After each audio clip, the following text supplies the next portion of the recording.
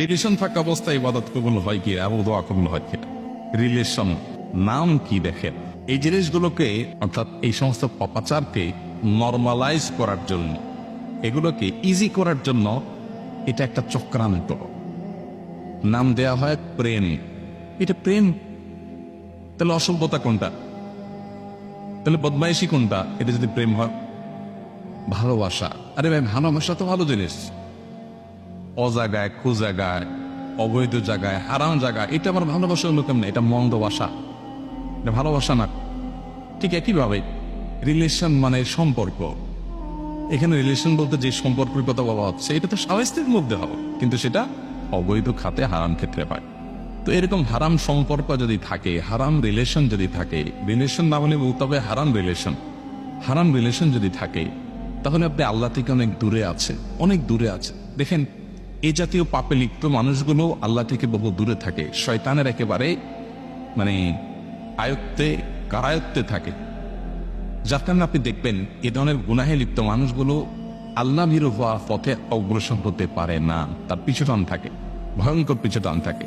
এই জন্য এই অবস্থায় আপনি নামাজ কালাম পড়লে আপনি দায়মুক্ত হয়ে যাবেন, যে ওয়াক্তের ফরজ আদায় করলেন, কিন্তু আল্লাহ তাআলার নাফরমানি করার কারণে আপনি গুনাহগার, আপনি পাপিষ্ঠ। সেজন্য গুনাহমুক্ত হওয়ার চেষ্টা করা উচিত।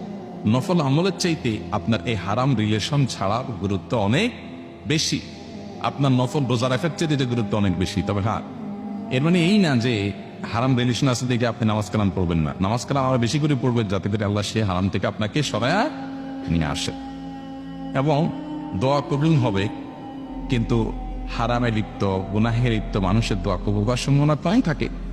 এজন্য আপনি সেখান থেকে বেরিয়ে আসার চেষ্টা করবেন। তবে দোয়া করলে যে দোয়া কবুল হবেই না একেবারে সেরকম কোনো কথা নেই। আপনি দোয়া করতে থাকবেন, বিশেষ করে সবচেয়ে বেশি দোয়া করবেন নিজের জন্য, যে আল্লাহ আমাকে আপনি হারাম থেকে বেরিয়ে আসার তৌফিক দান করুন।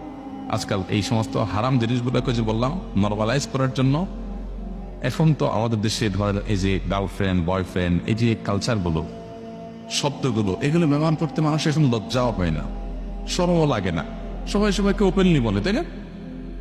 গার্লফ্রেন্ড বয়ফ্রেন্ড থাকার মানে কি? এর মানে হলো এই লোকটার চরিত্রহীন, লম্পট, হারাম কাজ করে, একটা ব্যভিচারী, কিন্তু সেটাকে কোনো দোষে কিছু মনে করা হচ্ছে না, তাই? নাটক সিনেমা তৈরি করা হচ্ছে এমন ভাবে যে আমাদের দেশে এখানকার মুসলমান বলেন, হিন্দু বলেন, এদেশের মানুষের যে সংস্কৃতি সেটাই তো এদেশের নাটক সিনেমা উঠে আসার কথা। কিন্তু না, ওই পশ্চিমা বিষ সেগুলো আমাদের সমাজে গেলানোর জন্য আপনার এই কালচারগুলো স্টাবলিশড করা হচ্ছে, খুব সিম্পল দেখানো হচ্ছে যে হ্যাঁ মা বাপ জানে।